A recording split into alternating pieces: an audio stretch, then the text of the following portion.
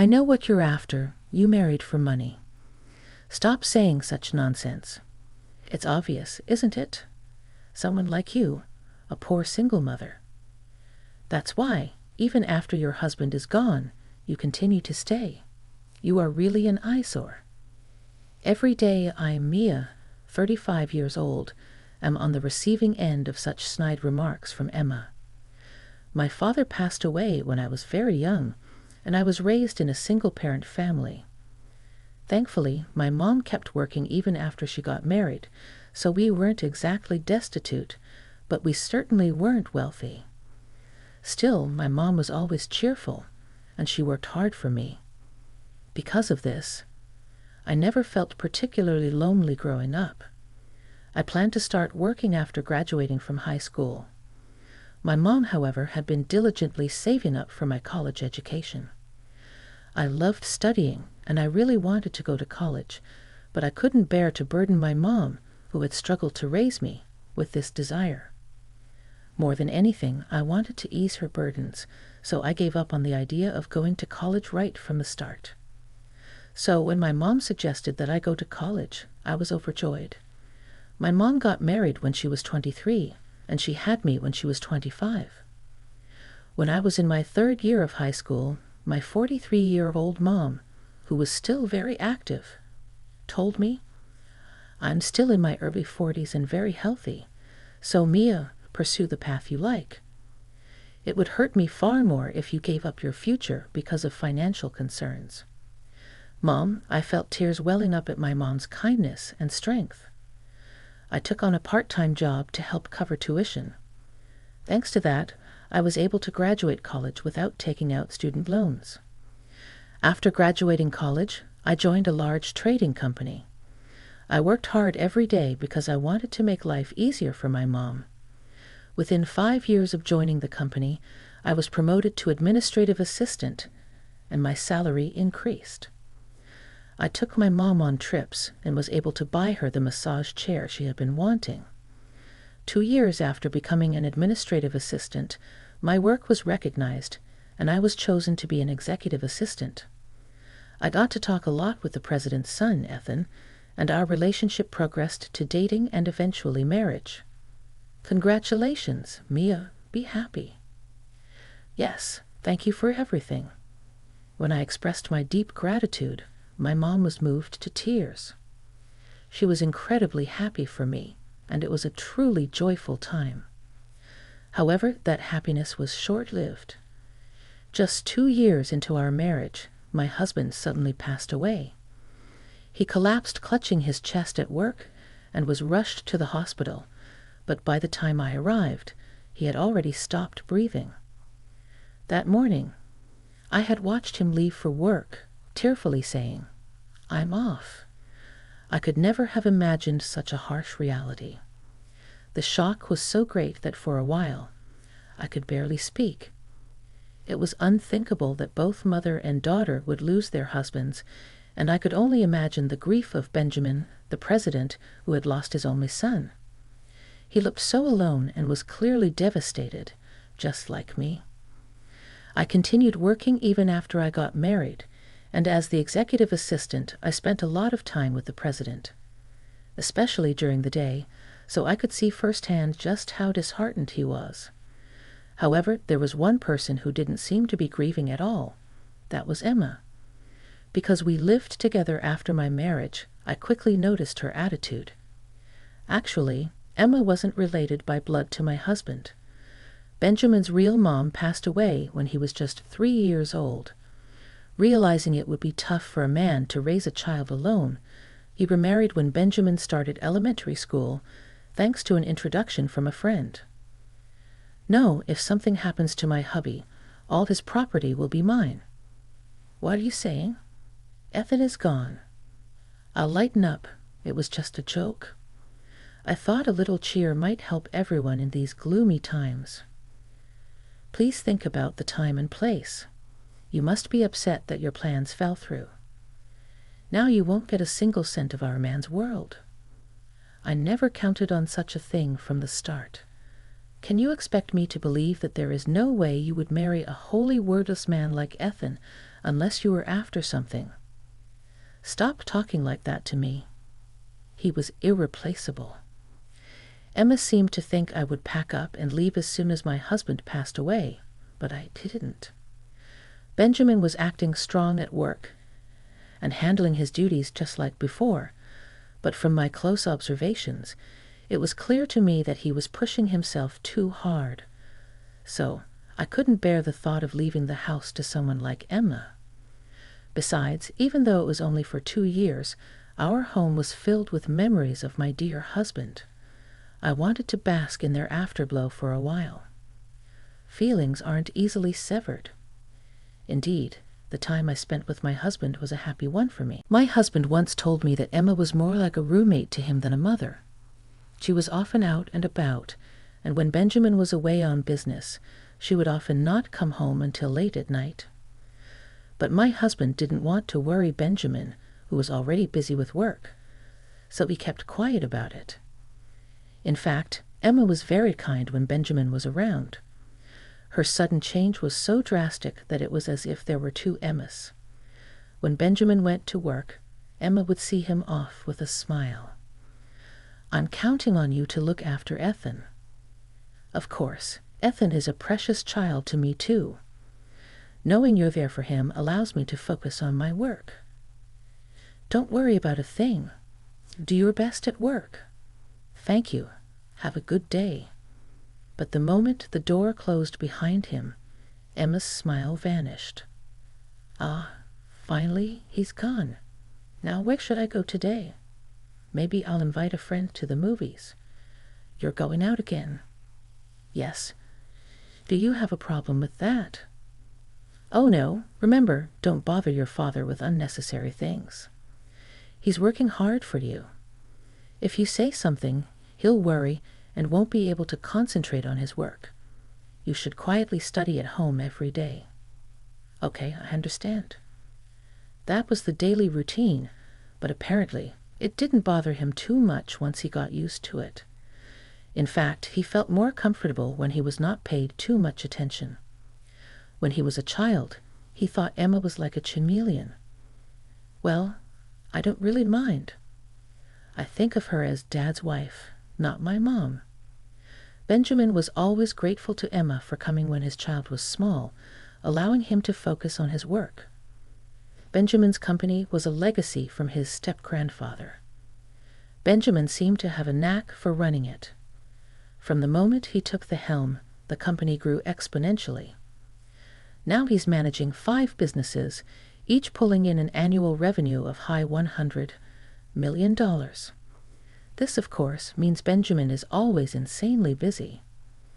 My husband used to tell me that when he was a kid, Benjamin barely had time to unwind at home. Seeing Benjamin exhausted from work every day, my husband couldn't bring himself to trouble him with unnecessary issues. That's why he never mentioned Emma. Besides, he didn't feel entirely neglected, so there was no need to bother Benjamin unnecessarily. He was content keeping his concerns about Emma to himself.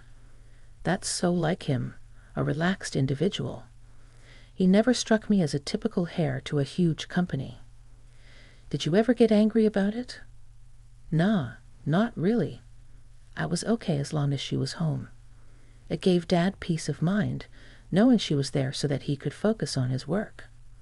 Plus, we never went hungry, and there were always plenty of snacks. I see. My husband laughed it off, never making a fuss. I loved that about him.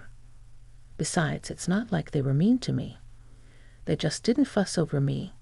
Sure, Emma would throw some snide commands my way from time to time, but I just took it as typical mean mother-in-law banter. Plus, she was often out and about attending theater performances, shopping, or dining with friends. Since I was still working, we didn't cross paths that much, so her sarcastic remarks didn't really bother me. If my husband didn't make an issue of it, there was no reason for me to bring it up either. However, being a thrifty person since childhood, Emma's reckless spending did bother me a bit. It felt wasteful. Nevertheless, since neither Benjamin nor my husband voiced any concerns about it, I didn't feel it was my place to chime in. I kept my thoughts to myself. But after my husband passed away, seeing Emma shopping and indulging in luxuries with a happy, carefree attitude left me feeling uneasy. Benjamin was heartbroken. A man who was like a son to him had passed away, and yet Emma showed no signs of sorrow, which only made me more angry. Emma, please try to be supportive of Benjamin. Be there for him, even though he's pretending to be okay. He's really lonely, I pleaded.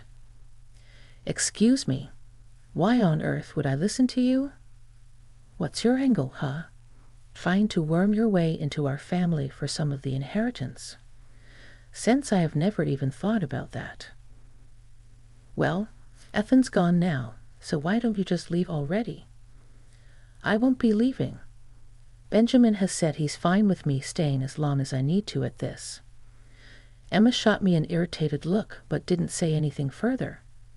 She probably felt relieved knowing she didn't have to worry about me inheriting Benjamin's wealth. But 3 years after my husband's death, Emma was becoming increasingly annoyed with me still being around. Her sarcastic remarks were becoming more frequent and more hurtful. After all, whether at home or at the office, I'm always with Benjamin. Emma seemed to think I was buttering him up, scheming to take over his fortune. It hurt to be perceived in such a light, and I began to question myself, wondering whether it was right to stay in a house where my husband was no longer present. I could go see Benjamin's situation at the office every day. It might be better for me to return to my single mom instead of living here and enduring Emma's sarcasm. Mom is turning 60 this year, and last year marked the 3rd anniversary of my dad's passing. I had been contemplating my future when Benjamin collapsed. He was fortunate to survive, but there was a high possibility he would need caregiving even after discharge from the hospital. At the company, things didn't immediately fall apart when Benjamin collapsed, since he had properly trained his successors. However, Emma's attitude noticeably shifted. The man got what he deserved. He has been so stingy lately, she complained. What do you mean, stingy? Our credit card limit has been decreased. Our living expenses have been cut. Is the company in trouble? I don't think that's the case, Emma. As it happens, you missed your husband's 3rd anniversary ceremony last year due to a hangover from the previous day's wild night out.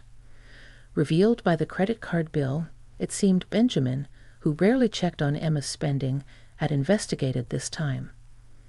Missing their son's 3rd memorial was too much even for him.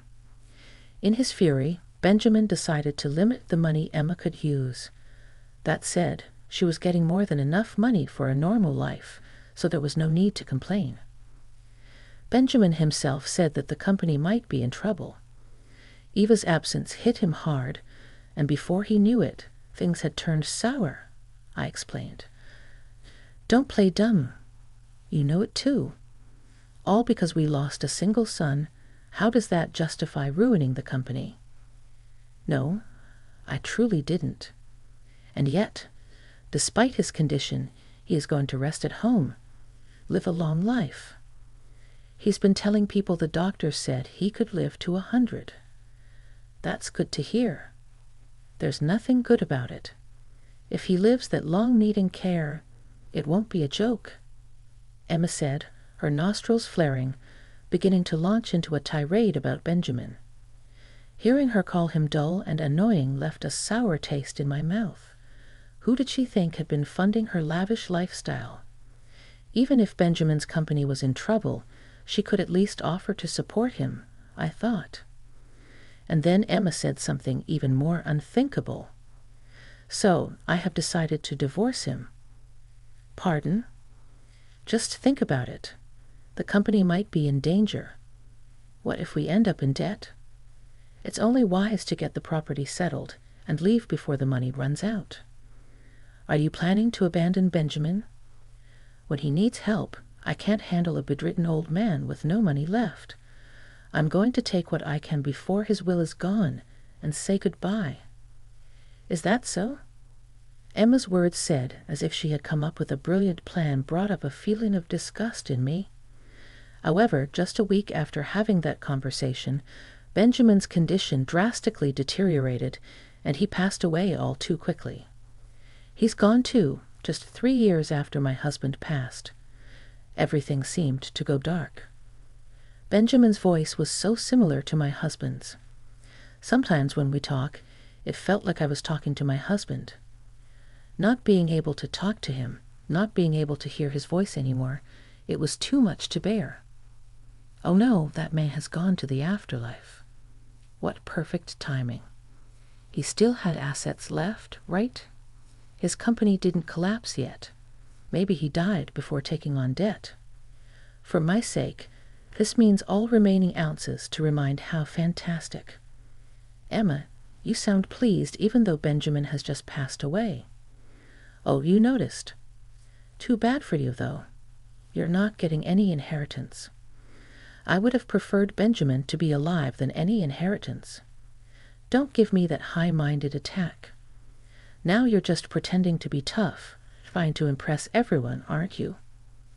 Even if you asked, there isn't a single cent to give you.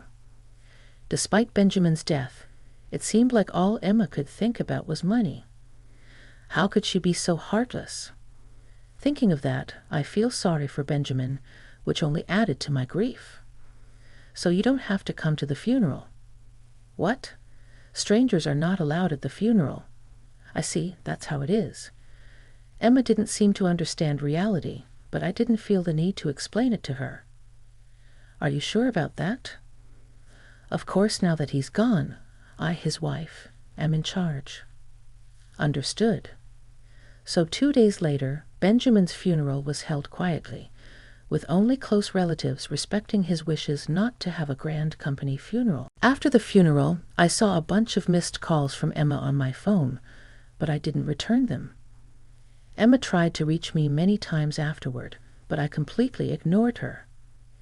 Then one day, she suddenly showed up at my workplace. I finally got you. What are you thinking? You're not answering my calls. Oh, Emma, what can I do for you? Still messing around. I was kicked out of the funeral home. You were the one who should have been left out. I called you so many times on the day. What's the meaning of this, huh? Well, you're not with my mother-in-law anymore, Emma. What?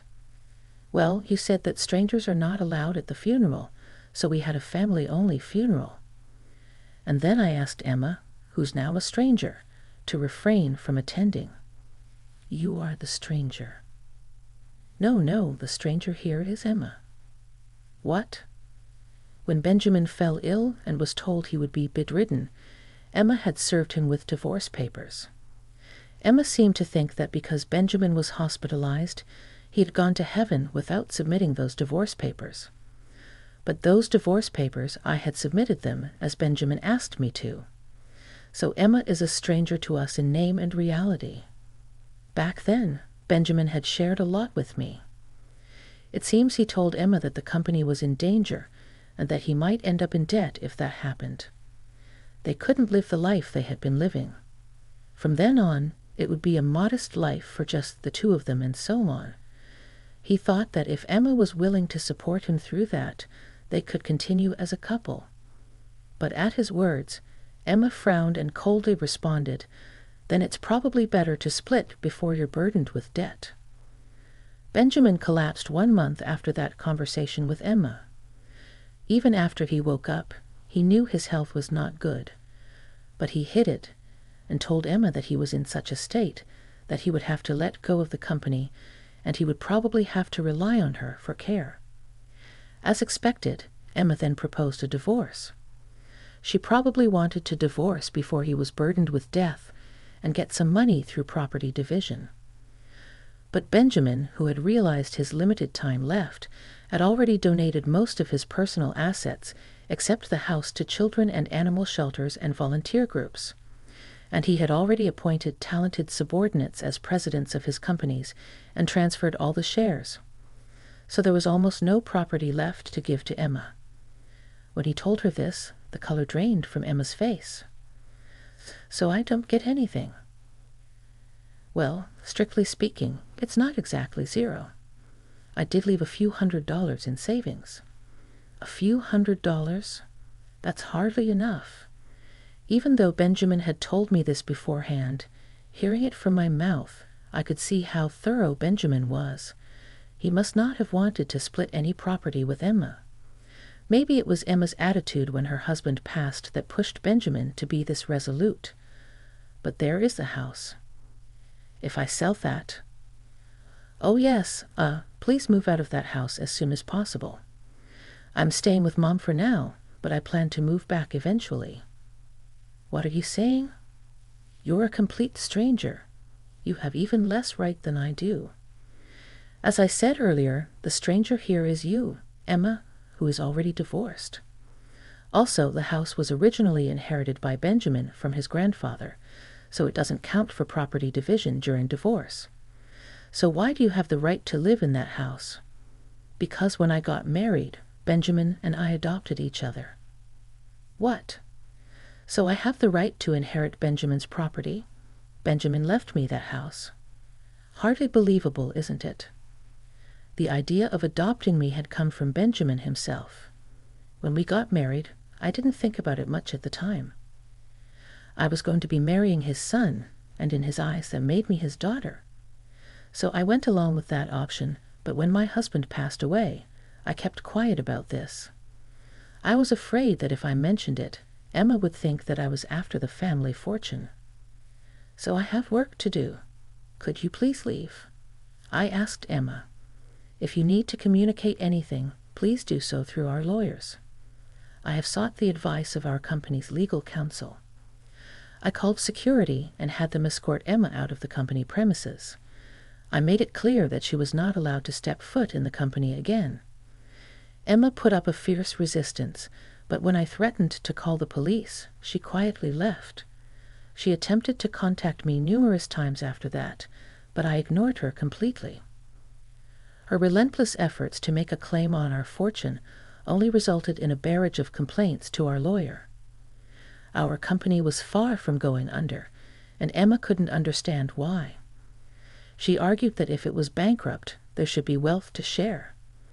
But the company had already been handed over to a successor before Benjamin's passing, and it was no longer in his possession. Therefore, there was nothing left for Emma to claim. As for the family's real estate properties, they had already been settled in the divorce before Benjamin's death. The lawyer patiently explained that Emma had no right to any of it. Our lawyer, somewhat exasperated, confided that Emma had been quite persistent. Emma, who had been under the impression that she was entitled to a share of the will, had recklessly racked up debt on her credit card. Now she was stuck paying it off. She was working multiple part-time jobs from morning till night. However, her financial goals were not my concern. Emma was 10 years younger than Benjamin. They had married when she was 25, and now she was 55. They had been married for almost 30 years, which meant that Emma was entitled to survivor benefits from the Social Security taxes Benjamin had paid, even after their divorce.